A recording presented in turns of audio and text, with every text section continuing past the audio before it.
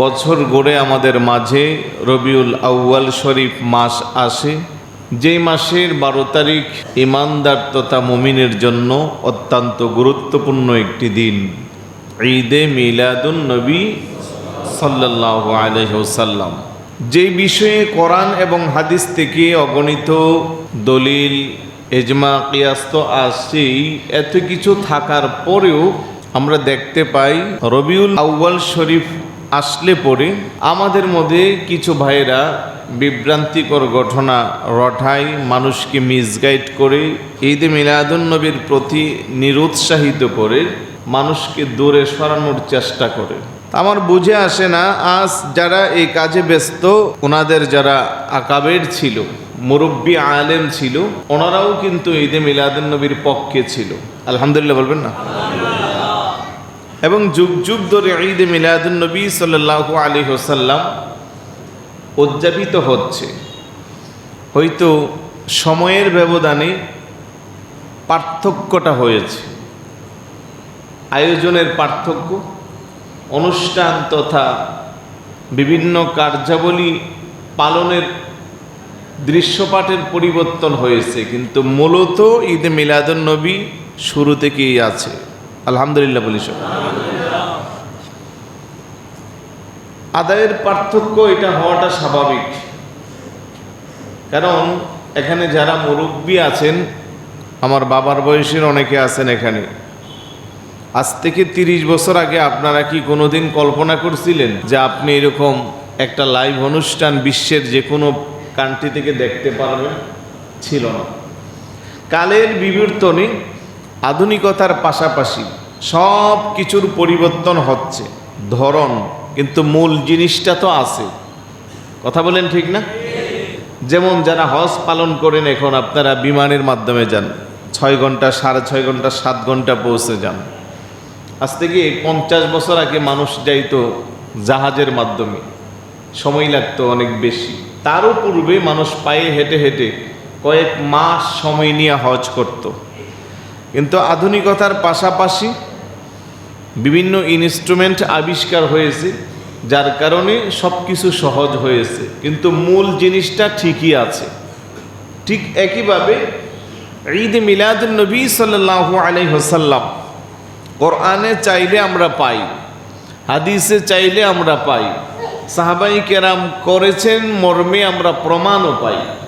তারপরেও আমাদের দেশের কিছু ভাইরা এটাকে নিয়ে আপত্তি করে মানুষকে উল্টাপাল্টা বোঝায়। আছে না নাই?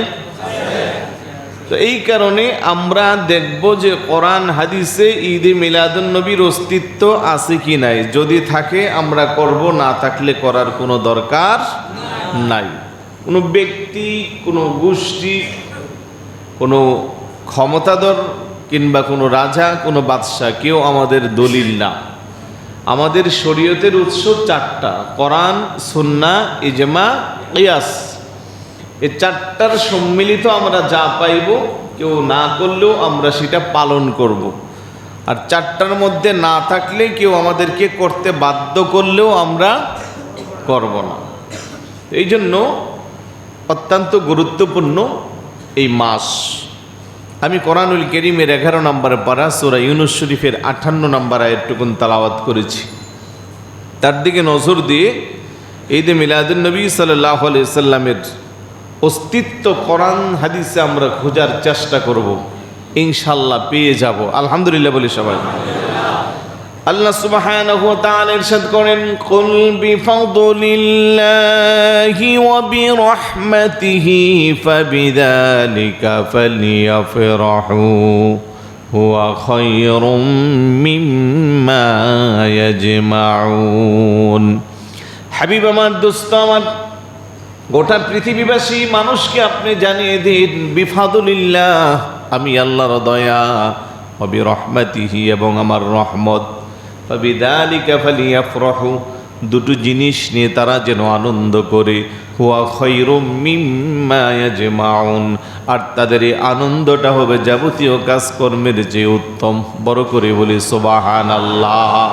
আল্লাহ বলতেছে, হাবিব আপনি বলেন, কোরআনের যত জায়গা কুল দিয়া আয়াতগুলো শুরু হয়েছে এগুলো বলছেন কে?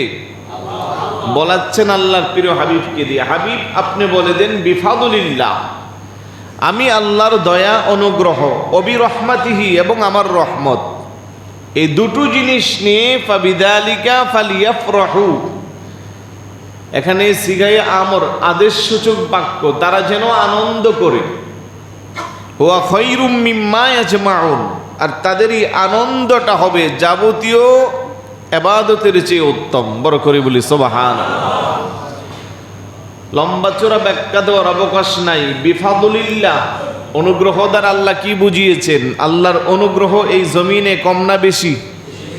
এটা আওয়াজ দেন না, না হয় নাফরমান বান্দা হব। কারণ যেদিকে তাকাই সেদিকেই তো আল্লাহর অনুগ্রহ।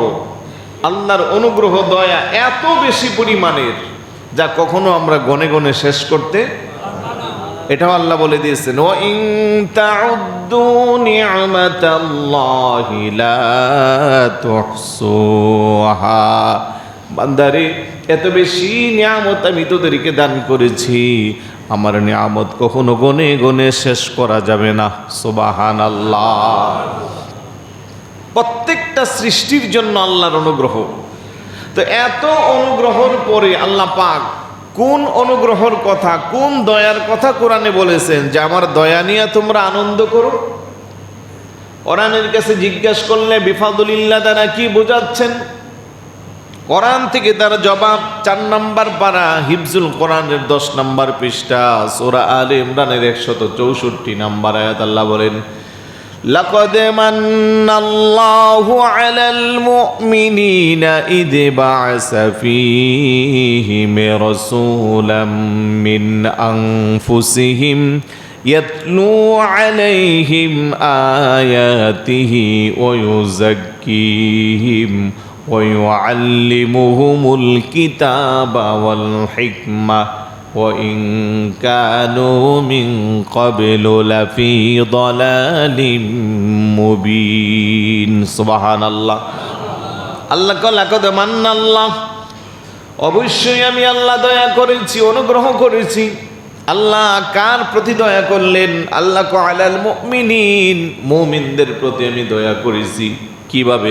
ইয বা'আসা ফীহিম রাসূলা, আমি তাদের কাছে একজন রাসূল পাঠিয়েছি, মিন আনফুসিহিম, তাদের কাছ থেকে, ইয়াতলু আলাইহিম আয়াতিহি, আমি আল্লাহর নিদর্শনাবলী আমার কোরআন পাঠ করে তাদেরকে শোনাবার জন্যে, ওয়া ইউযাক্কিহিম, তাদেরকে পবিত্র করবার জন্যে, ওয়া ইউআল্লিমুহুমুল কিতাবা ওয়াল হিকমা, তাদেরকে জ্ঞান আর বিজ্ঞান শিক্ষা দেওয়ার জন্যে, ওয়া ইন কানু মিন ক্বাবলু লাফি দালালিম মুবিন, কেননা ইতিপূর্বে তারা সবাই ছিল সুস্পষ্ট গুমরাহির মধ্যে নিমজ্জিত।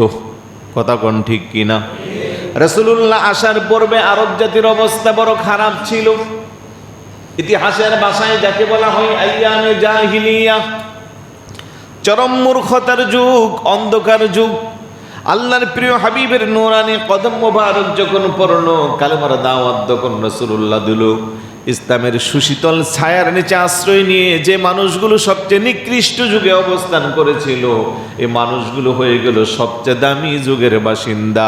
কারণ ওই যুগকে বলা হয় উত্তম যুগ, খয়রুল কুরুনি করনি সুম্মাল্লাযীনা ইয়ালুনাহুম সুম্মাল্লাযীনা ইয়ালুনাহুম, সবচেয়ে পৃথিবীর দামি যুগ হলো রাসূলুল্লাহর যুগ। সুবহানাল্লাহ। তো যে রাসূল আসার পরে মানুষ গোমরাহি থেকে হেদায়েত প্রাপ্ত হয়েছে, অন্ধকার থেকে আলোর রাস্তা পেয়েছে, পশুসুলভ মানুষগুলো মানুষত্ব রূপ নিয়েছে, তার চেয়ে দামি, তার চেয়ে বড় অনুগ্রহ, দয়া আর আমাদের জন্য আর কিছু আছে? সেই কথা আল্লাহ পাক কোরআনে বলছে। এবার হয়তো কিছু ভাই বলবেন যে বিফাদুলিল্লাহ দ্বারা তো আরো অনেক মত আছে। কারণ রাইসুল মুফাসসিরিন সাইয়েদনা আব্দুল্লাহ ইবনে আব্বাস রাদিয়াল্লাহু তাআলা, আমি গত সপ্তাহ যার মাজার শরীফ জিয়ারত করেছি, মক্কা শরীফ থেকে প্রায় 120 কিলো দূরে তাইফের সেই 7000 ফিট উপরে পাহাড়ে ওনার মসজিদ আব্বাসে নামাজ আদায় করেছি, ওনার মাজার জিয়ারত করেছি। মাজারও অনেক উঁচু দেওয়াল দিয়ে রাখছে যাতে ভিতরের কবর বা মাজারকে না দেখা যায়। যাই হোক, আমরা অনেক কষ্ট করে খুঁজে বের করে নামাজ আদায় করেছি। যিনি মুফাসসিরদের মধ্যে সর্ব উৎকৃষ্ট, যাকে বলা হয় রাইসুল মুফাসসিরিন, সাইয়েদনা আব্দুল্লাহ ইবনে আব্বাস রাদিয়াল্লাহু তাআলা, যার কাছে সাহাবারা কোরআনের কোনো আয়াত বুঝতে অসুবিধা হলে ওনার কাছে চলে যাইতো। সুবহানাল্লাহ বলবেন না? তো ওনার একটা মত আছে বিফাদুলিল্লাহ দ্বারা, উনি বলতেছেন যে কোরআনকে বোঝানো হয়েছে। আবার কেউ কেউ বলতেছে বিফাদুলিল্লাহ দ্বারা ইসলামকে বোঝানো হয়েছে। তা আমি যেহেতু বিফাদুলিল্লাহ দ্বারা রাসূলুল্লাহর মতটা নিছি, ওই মতের যারা আপনাদের মনে একটু খটকা থাকবে যে আপনি এক পাশ নিলেন, দুই পাশ রেখে দিলেন, তার জবাবও আমার কাছে আছে। আলহামদুলিল্লাহ বলবেন না? তাও কোরআন থেকে দিব। যিনারা বিফাদুলিল্লাহ দ্বারা কোরআন নিয়েছেন, আলহামদুলিল্লাহ, এটা খারাপ কিছু না। যিনারা ইসলাম নিয়েছেন, আলহামদুলিল্লাহ, এটাও খারাপ কিছু না। এক কথাই যদি আমি বলতে চাই যে আপনি কোরআন পেয়েছেন কার উসিলা, ইসলাম পেয়েছেন কার উসিলা, তাহলে আপনি জবাব দিবেন রাসূলের উসিলা। সুবহানাল্লাহ বলবেন না? এবার আসুন আর একটু গভীরে যাই। কোরআনে আল্লাহ বলেন, ওয়ানাজ্জালনা আলাইকাল কিতাবা তিবয়ানাল লিকুল্লি শাইইন ওয়া হুদাও ওয়া রাহমাতাও ওয়া বুশরা লিল মুসলিমিন। 14 নম্বর পারা, হিফজুল কোরআনের 14 নম্বর পৃষ্ঠা, সূরা নাহলের 89 নম্বর আয়াত। আল্লাহ বলেন, এ কোরআনকে আমি নাজিল করেছি তিবয়ানাল লিকুল্লি শাই, এ কোরআনের মধ্যে সব কিছুর বর্ণনা আছে। ওহুদা ওয়া রাহমাতা ওয়া বুশরা, আর কোরআনটা হলো হেদায়েত, কোরআনটা হলো রহমত, কোরআনটা হলো শুভ সংবাদ লিল মুসলিমিন, মুসলমানের জন্য। সুবহানাল্লাহ। তাহলে আপনারা যারা কোরআন নিয়েছেন, এই কোরআনকে আল্লাহ পাক রহমত করে নাজিল করেছেন মুসলমানের জন্য।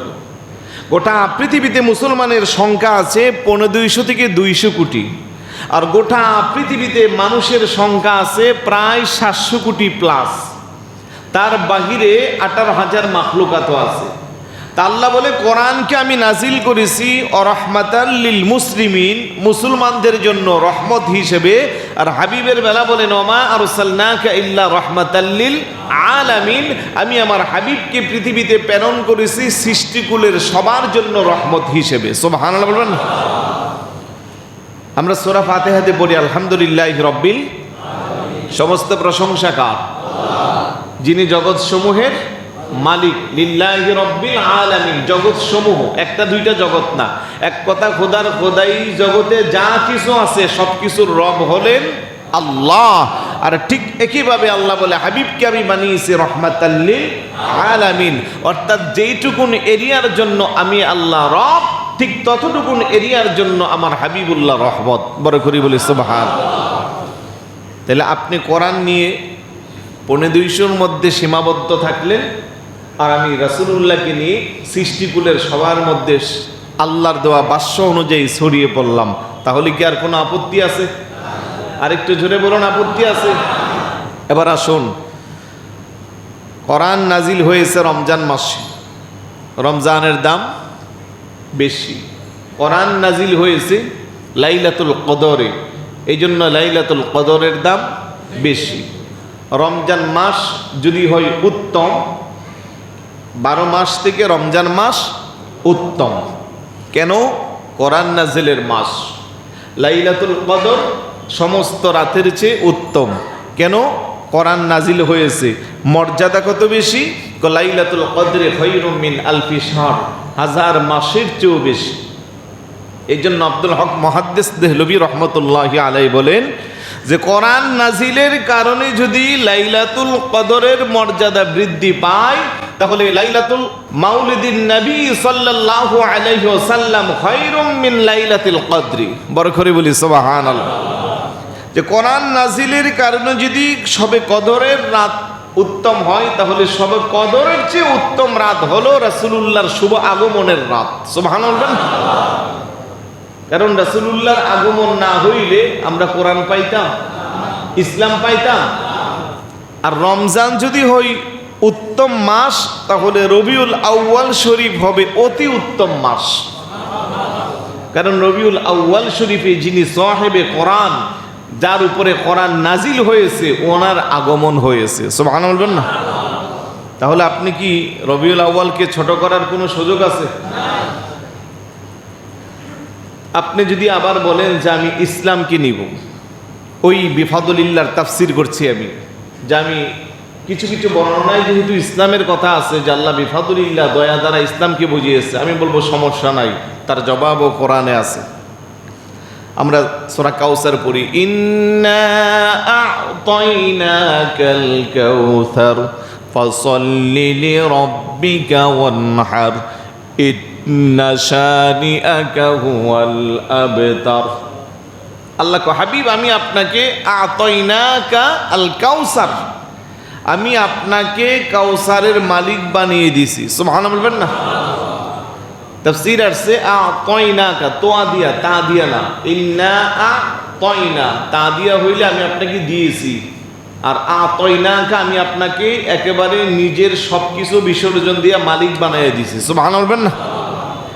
তাহলে রাসূলুল্লাহকে আল্লাহ পাক কাউসারের মালিক বানিয়ে দিয়েছে। এবার আল কাউসারের তাফসীর দেখেন আপনি, কাউসার শুধু হাউজে কাউসার না, কাউসারের কি বোঝায় আমার কাছে 27টা নোট করা আছে, তার বাহিরে আরো আছে। তার মধ্যে একটা হলো আই খায়রান কাসীরা, অর্থাৎ আমি আপনাকে অনেক কিছু দিয়েছি। তাহলে আ'তাইনাকাল কাউসার, এখানে কাউসারের অর্থ কোরআন আছে, কাউসারের অর্থ ইসলাম আছে, কাউসারের অর্থ রহমত আছে, কাউসারের অর্থ বরকত আছে, কাউসারের অর্থ শরীয়ত আছে, এইভাবে অনেক কিছু আছে। তাইলে বিফাদুলিল্লাহ দ্বারা যদি আল্লাহ কোরআনও বুঝায়, বিফাদুলিল্লাহ দ্বারা যদি আল্লাহ ইসলামও বুঝায়, তো আল্লাহ তো বলতেছে আমি আপনাকে সব কিছুর মালিক বানিয়ে দিছি। সুবহানাল্লাহ বলবেন? তাইলে আপত্তিকর প্রশ্ন নিয়ে যারা এই আয়াতের সাথে মোকাবেলা করতে যাবেন, যাওয়ার কোনো সুযোগ নাই, বরং ওইগুলাকেও মানতে হবে। পাশাপাশি বিফাদুলিল্লাহ দ্বারা আল্লাহ সবচেয়ে বড় দয়া বলতে আল্লাহর হাবিবুল্লাহকে বোঝাইছে, এটাই আমরা আশিক হিসেবে মেনে নিতে হবে। আলহামদুলিল্লাহ বলি। তারপরে আল্লাহ বলেন নবী রহমাতিহি, আমার রহমত। কারণ দুটো জিনিস নিয়ে আনন্দ করার কথা বলা হয়েছে। 2 নম্বর আল্লাহ রহমত দ্বারা কি বুঝাইলেন, তার জবাব কোরআনুল সূরাতুল আম্বিয়ার 107 নম্বর আয়াত, 17 নম্বর পারার 10 নম্বর পৃষ্ঠা আল্লাহ বলেন ওয়া মা আরসালনাকা ইল্লা রাহমাতাল লিল আলামিন। হাবিব আমার, দোস্ত আমার, আমি আপনাকে গোটা পৃথিবী তথা সৃষ্টিকুলের সবার জন্য রহমত করে প্রেরণ করেছি। রহমাতুল লিল আলামিন নবীর রহমতের ছোঁয়া পেয়ে গোটা পৃথিবী সেদিন আলোকিত হয়েছিল, হেদায়েত প্রাপ্ত হয়েছিল। সেই নবীর উম্মত হিসেবে নবীর আগমনের দিনে আমরা ঈদে মিলাদুন নবী পালন করব। কারো ফতোয়া শোনার সময় নাই, কথা কোন ঠিক কি না? আমি তো শুধু কয়েকটা আয়াত বললাম। আলহামদুলিল্লাহ, যতই গবেষণা করি, স্টাডি করি, মিলাদুন নবী নিয়ে নতুন নতুন কিছু পাই। আলহামদুলিল্লাহ বলবেন না? এগুলো ধারাবাহিক আলোচনা করব। এখন যেহেতু আগামী সোমবারে পবিত্র জশ্নে জুলুসে ঈদে মিলাদুন নবী সাল্লাল্লাহু আলাইহি ওয়াসাল্লাম, আমরা ঈদ কেন বলি? আশ্চর্য লাগে, ঈদ মানতে পারে না অনেকে, শুধু মিলাদুন নবী বলে। মিলাদুন নবীর পোস্টার সামনে দেওয়া হয়, লেখা থাকে পবিত্র ঈদ মিলাদুন নবী। দেখা যাচ্ছে উনি পড়ার সময় ঈদরা বাদ দিয়ে বাকিটা পড়তেছে। ঈদের মধ্যে ওনার অ্যালার্জি। কোন অ্যালার্জি? বছরে 2 ঈদ, তার বাইরে ঈদ নাই। আরে ভাই, আপনি হাদিস মানলে আজকে শুক্রবার, এটাও তো ঈদের দিন। সুবহানাল্লাহ বলবেন না? এটাকেও তো রাসূলুল্লাহ ঈদের দিন হিসেবে আখ্যায়িত করেছেন। তো এই হিসাব করলেও তো বছরে 52টা অতিরিক্ত ঈদ আছে। আর ঈদের পারিপার্শ্বিক শাব্দিক অর্থ না বুঝে আপনি মূর্খের মতো কেন লাফাবেন? ঈদ মানে হলো আনন্দ, ঈদ মানে হলো খুশি। তো আনন্দ খুশি কি মানুষের জীবনে শুধু 2 দিন? ইমানদারের জীবনে তো অনেকবার আনন্দের দিন আছে। আলহামদুলিল্লাহ বলবেন না? তাহলে আপনি কি ওই দিনগুলো মানেন না? যেদিন রবিউল আউয়াল মাসের চাঁদ উঠেছে, মক্কা শরীফে ছিলাম। আপনারা তো জানেন আমি গত 2 জুম্মা, একটা জুম্মা পড়েছি মদিনাতুল মুনাওয়ারা, আর একটা মক্কাতুল মুকাররমা। আমি আপনাদের পক্ষ থেকে যে জিম্মাদারি ছিল, রাসূলুল্লাহর রওজায়ে আতহারে আপনাদের পক্ষ থেকে আমি চেষ্টা করেছি আপনাদের সালাম পৌঁছানোর জন্য, এবং দোয়া করেছি আল্লাহ প্রত্যেকটা মুসল্লি ভাই যেন তোমার এই মক্কা মদিনার মুসাফির হতে পারে। খানে কাবায়ও যখন আমি হাত উঠিয়েছি, হৃদয় থেকে আপনাদের জন্য দোয়া করেছি, আল্লাহ যেন কবুল করে বলো না আমি। তো যে কথাটা বলছিলাম, মক্কায় যে ওয়াচ টাওয়ার আছে, গরিব টাওয়ার, ওইটা নাকি আপনার বছরে 3 দিন এটার মধ্যে একটা স্পেশাল লাইট জ্বলে। আমি আবার ওই দিন তাইফে ছিলাম, যেদিন ওইখানে চাঁদ উঠেছিল। আমরা আস্তে আস্তে একটু দেরি হয়েছে, কিন্তু আমি আর প্রথমে বুঝি নাই। পরের দিন দেখলাম যখন ফেসবুকে সবাই লেখালেখি করতেছে বা ভিডিও দিচ্ছে, স্পেশাল 2 ঈদের রাতে, অর্থাৎ আমাদের যেই কোরবানির ঈদ এবং রমজানের ঈদ, ওই ঈদের রাতে নাকি ওরা ওই স্পেশাল একটা লাইট উপরের দিকে একেবারে আকাশ চুম্বি চুম্বি অবস্থায় পুরো এলাকায় আলোকিত হয়ে দেখে। এমনি তো সচরাচর সবুজ লাইট জ্বলে, এটা একটা স্পেশাল লাইট। আর রবিউল আউয়ালের চাঁদ উঠলে পরে ওইটা উদিত হয়, ওইটা ওই দিন স্পেশাল জ্বালানো হয়। আলহামদুলিল্লাহ বলবেন না? এবং ওনারাও মিলাদুন্নবীর পক্ষে গত কয়েক বছর ধরে তো রাষ্ট্রীয় ছুটি ঘোষণা করছে। দুবাইতে এই ঈদে মিলাদুন্নবী উপলক্ষে রাষ্ট্রীয় যে ছুটি ঘোষণা করা হয়েছে, আমাকে এই যে পুরা চিঠিটা আমাকে দিয়েছেন আমাদের হাফেজ আল্লামা ইয়াকুব সাহেব। উনি আছেন মসজিদে, উনি অসুস্থ মানুষ, ওনার জন্য আমরা দোয়া করব। উনি আমাকে চিঠিটা পাঠিয়েছে হোয়াটসঅ্যাপে। একেবারে শেষের লাইনের আগের লাইনে লেখা আছে ঈদুল মাউলিদিন নবিয়্যুশ শরীফ। সুবহানাল্লাহ বলবেন না? তাহলে দুবাই রাষ্ট্রীয় সরকারিভাবে যে হুকুমতের যে সবার প্রতি, এখানে অনেক কথা আছে, এখানে যারা ওইখানে স্থানীয় আছে, যারা বিনদেশী আছে, সবার প্রতি শুভেচ্ছা, আনন্দ উল্লাসের বহিঃপ্রকাশের ঘটিয়ে সর্বশেষ মাউলিদুন নবিয়্যুশ শরীফের আগে ঈদ শব্দ লাগানো আছে। আলহামদুলিল্লাহ বলবেন না? তাহলে ওনারা ঈদ মানতে পারে, আর আমাদের দেশে ঈদ দেখলে অনেকের অ্যালার্জি হয়ে যায়। হবেই তো রে ভাই। আমাদের এখানে দেখতেছি ঈদে মিলাদুন্নবী করলে কো বেদাত, আবার মালয়েশিয়া যায় মাউলুদুর রসুল নামে মাহফিল করতেছে। মাউলুদুর রসুল আর মিলাদুন্নবী এটা তো মানে পার্থক্য আছে নাকি? পারিভাষিক শব্দের একটু ভিন্নতা, কেউ বলে লাউ, কেউ বলে কদু। তো এই শব্দ বেশকম করে আমাদের দেশে এলে হয়ে যায় হারাম, বিন দেশে গেলে ডলার খেয়ে কালার পাল দিয়ে এটা হয়ে যায় হালাল। এইরকম নীতি আমরা মানি না, আমরা কোরআন হাদিসে যা আছে তাই মানি। আলহামদুলিল্লাহ বলবেন না? সুতরাং ঈদে মিলাদুন নবী সাল্লাল্লাহু আলাইহি সাল্লাম আগামী সোমবারে আওলাদ রাসূল পীরে বাঙ্গাল হুজুর কেবলা আল্লামা সৈয়দ মোহাম্মদ সাবের শাহ মাদাজিল্লুহুল আলী এবং সাহেবজাদা হুজুরদের নেতৃত্বে জশ্নে জুলুস, পৃথিবীর অদ্বিতীয় জশ্নে জুলুস চট্টগ্রামে সংগঠিত হবে।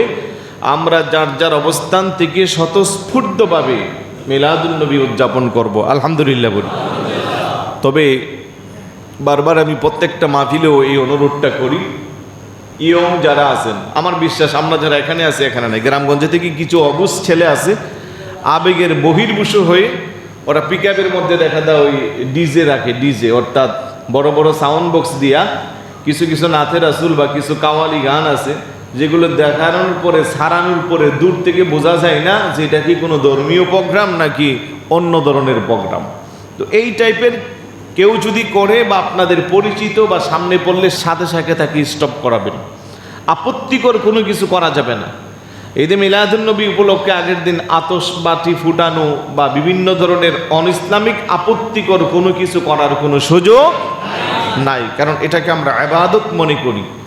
আমাদের জশ্নে জুলুস যখন শুরু হয়, কোরআন তেলাওয়াত, নাতে রাসূল, তারপরে দুরূদ শরীফ পাঠ করা হয়, রাসূল পাক সাল্লাল্লাহু আলাইহি সাল্লামের জীবন কর্মের উপরে আলোচনা হয়, দাপে দাপে বিভিন্ন রাসূলের সানাখানি করা হয়, নাতে রাসূল পাঠ করা হয়। এগুলো আমাদের জন্য ইবাদত।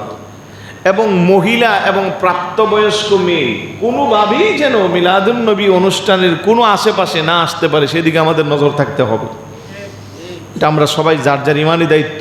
কোনো বোন যদি না বুঝে চলে আসে, সাথে সাথে তাকে বুঝাই দেবেন যে বোন আপনার জন্য এই মসজিদ না, আপনি বাসায় যান, মিলাদুন নবী উপলক্ষে আপনি উজু বানাইয়া আপনার ঘরের কিনারায় 2 রাকাত নফল নামাজ পড়ে কোরআন শরীফ পড়েন, দুরূদ শরীফ পাঠ করেন, আল্লাহর কাছে শুকরিয়া আদায় করেন। আপনি বাহিরে এসে এই দৃশ্য দেখার আপনার কোনো শরীয়তের সুযোগ নাই, এটা মাথায় রাখতে হবে। কারণ যারা আসতেছে ওরা কোনো অন্য দেশ থেকে আসে না, আমাদেরই সমাজের, আমাদেরই এলাকার, আমাদেরই কারো বোন, কারো মা, কারো সন্তান, এইভাবে ওদের পরিচয়। সুতরাং কোনো মহিলা যেন জশ্নে জুলুসে আসতে না পারে। রাস্তাঘাটে বিভিন্ন জায়গায় যে যেখানে দেখব ওনাদেরকে অত্যন্ত আদবের সাথে সম্মানের সাথে বুঝিয়ে দিব। আর এর আগ থেকে আমরা সোশ্যাল মিডিয়াতে যাদের ফেসবুক আইডি আছে অন্তত একটা পোস্ট দিবেন যে খবরদার আগামী জশ্নে জুলুস, আগামী সোমবারের জশ্নে জুলুসে কোনো মহিলা অ্যালাউ করা হবে না। আঞ্জুমান থেকে অলরেডি পেপারে বিজ্ঞাপনও দিয়ে দিয়েছে, আলহামদুলিল্লাহ বলবেন না। এবং হুজুর কেবলার ছবি, কিছু কিছু ভাইয়েরা আবেগবশত হয়ে হুজুর কেবলার ছবি বিক্রি করে, এগুলো দেখলে বন্ধ করাবেন। এগুলো আঞ্জুমান থেকে নিষেধ করার পরেও যারা এগুলো করে আমরা ধরে নিব তারা স্বার্থান্বেষী। আমাদেরকে চুনকালি লেপনের জন্য, বাতিল ফেরকার কাছে আমাদেরকে কালার করার জন্য ওরা এগুলা করে। কথা বলেন ঠিক না? আপনার আপন পীর মুর্শিদের ছবি কেন আপনাকে বাজার থেকে কিনতে হবে? যার যার হৃদয়ে তো আমাদের মুর্শিদ কেবলা আছে, কথা এখন ঠিক কি না? তো এই ধরনের ছোটোখাটো কাজগুলো যেগুলো আমাদেরকে প্রশ্নবিদ্ধ করে, এগুলো যেন কোনোভাবেই না করা হয়। সবাইকে সচেতন থাকতে হবে। আপনারা জানেন আমাদের এই মহল্লা খতিবের হাট, এই আশেপাশের সবগুলা জায়গাতেই জশ্নে জুলুস উপলক্ষে হাজার হাজার লক্ষ লক্ষ মানুষের খানাপিনার ব্যবস্থা করা হয়, আলহামদুলিল্লাহ বলবেন না। তারই ধারাবাহিকতায় আমাদের খতিবের হাট অনেক দিন যাবৎ ঐতিহ্যবাহীভাবে আমি যেই আয়োজন করা হয়, আমার ক্যালকুলেট অনুযায়ী প্রায় 1.5 থেকে 2 লক্ষ মানুষের তবারুকের ব্যবস্থা, আলহামদুলিল্লাহ বলবেন না।